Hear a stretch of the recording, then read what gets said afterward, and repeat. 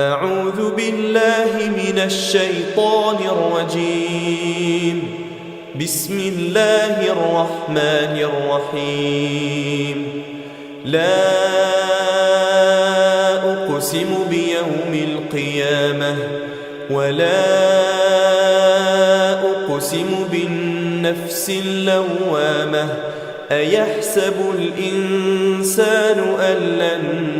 نجمع عظامه بلى قادرين على أن نسوي بنانه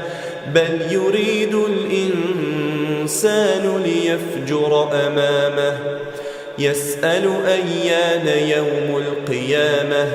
فإذا برق البصر وخسف القمر وجمع الشمس والقمر يقول الإنسان يومئذ أين المفر كلا لا وزر إلى ربك يومئذ المستقر ينبأ الإنسان يومئذ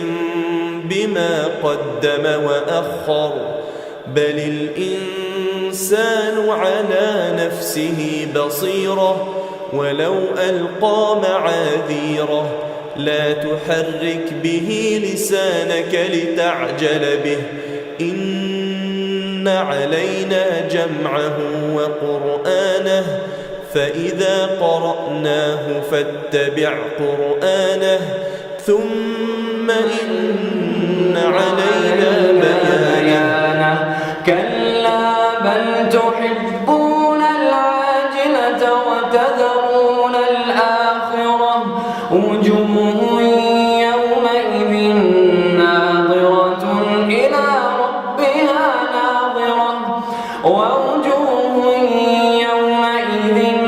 باسرة تظن أن يفعل بها فاقرة كلا إذا بلغت التراقي وقيل من راق وظن أنه الفراق والتفت الساق بالساق إلى ربك يومئذ المساق فلا صدق ولا صلى